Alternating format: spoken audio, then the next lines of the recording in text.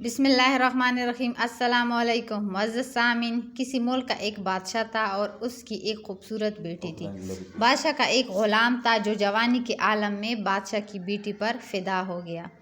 اب غلام کی حیثیت یہ نہ تھی کہ بادشاہ سے اس کی بیٹی کا رشتہ مانگ لیتا۔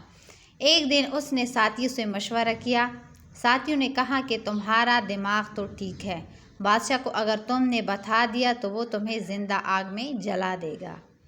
اب غلام کافی پریشان تھا اور اس نے پریشانی کے عالم میں ایک فیصلہ کیا کہ پریشانی سے اچھا ہے کہ بادشاہ کی خدمت میں جا کر درخواست کروں، پھر اپنی قسمت آگ میں جلنا نصیب ہو یا پھر بادشاہ کی بیٹی نصیب ہو۔ اب وہ غلام بادشاہ کی خدمت میں حاضر ہوا۔ بادشاہ نے آنے کی وجہ پوچھی تو غلام نے گھبراہٹ میں سارا قصہ سنا دیا اور بولا کہ بادشاہ سلامت، اب آپ اپنی بیٹی کا نکاح مجھ سے کر کے مجھ پر احسان کر دے۔ بادشاہ کو بہت غصہ آیا کہ اپنی حیثیت دیکھو اور میری حیثیت دیکھو۔ بادشاہ سلامت نے سوچنا شروع کر دیا کہ اب غلام کو کیا جواب دوں تاکہ یہ رشتہ مانگنے سے انکار کر دے۔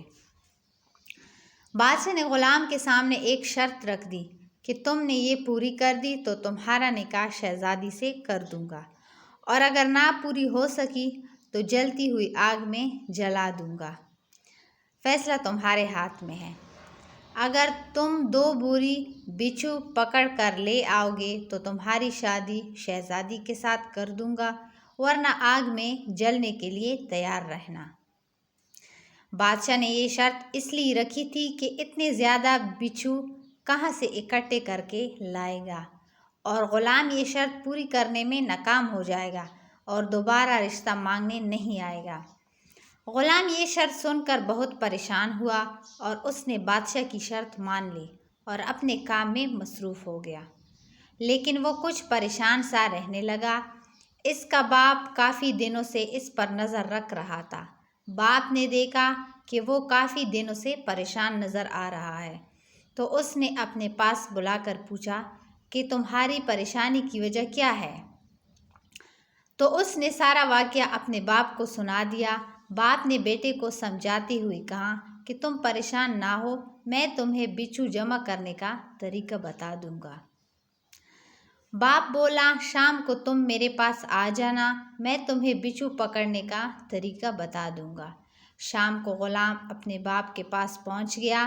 باپ نے 2 بوریاں لانے کو کہا۔ جب وہ 2 بوریاں لے آیا تو باپ نے قبرستان میں ایک قبر کا پتہ بتا کر کہا، فلاں قبر جاؤ اور قبر سے ساری مٹی نکالو، اور آخر میں جب ایک اینٹ رہ جائے تو شروع کی اینٹ نکال کر بوری کا منہ سوراخ پر رکھ دینا۔ جب بوری بھر جائے تو اس بوری کا منہ کسی رسی سے باندھ لینا، تو پھر دوسری بوری کو بھی اسی طرح بھر لینا، اور اس کے بعد قبر کو اچھی طرح بند کر دینا اور بوریاں بادشاہ کے پاس لے جانا۔ باپ کے کہنے پر غلام نے ایسے ہی کیا جس طرح باپ نے بتا دیا۔ غلام نے بچھو سے بھری ہوئی 2 بوریاں بادشاہ کے سامنے پیش کر دی۔ بادشاہ بڑا حیران ہوا اور وعدے کے مطابق شہزادی کا نکاح اس سے کروا دیا، اور غلام کو پاس بلا کر بچھو جمع کرنے کا راز پوچھا کہ تم نے اتنے سارے بچھو کہاں سے جمع کیے؟ غلام نے سارا قصہ سنا دیا تو پھر بادشاہ نے اس کے باپ کو حاضر ہونے کا حکم دیا۔ اگلے دن اس کا باپ بادشاہ کے سامنے حاضر ہوا تو بادشاہ نے اس سے پوچھا کہ تمہیں کیسے معلوم تھا کہ فلاں قبر میں اتنے سارے بچھو موجود ہیں؟ اس کے باپ نے بتایا کہ یہ فلاں آدمی کی قبر ہے۔ یہ آدمی زندگی میں داڑھی منڈواتا رہا اور مرتے وقت بھی اس کی داڑھی منڈی ہوئی تھی، اور حضور صلی اللہ علیہ وآلہ وسلم کا ارشاد ہے کہ جو شخص اس حالت میں مر گیا کہ اس کی داڑھی قبر میں نہ ہو تو قبر میں اس کی داڑھی کے ہر بال پر ایک ایک بچھو ہوگا۔ حضور صلی اللہ علیہ وآلہ وسلم کی بات کبھی جھوٹی نہیں ہو سکتی، اس لیے میں نے اس قبر سے بچھو جمع کرنے کا کہا اور قبر کا پتہ بتا دیا۔ بے شک ایسا ہی ہوتا ہے۔ حضور صلی اللہ علیہ وآلہ وسلم کی جو پسند ہو وہ حقیقت میں اللہ تعالیٰ کی پسند ہے۔ اللہ تعالیٰ ہمیں حضور صلی اللہ علیہ وآلہ وسلم کی مبارک سنت پر عمل کرنے کی توفیق عطا فرمائے، آمین۔ اللہ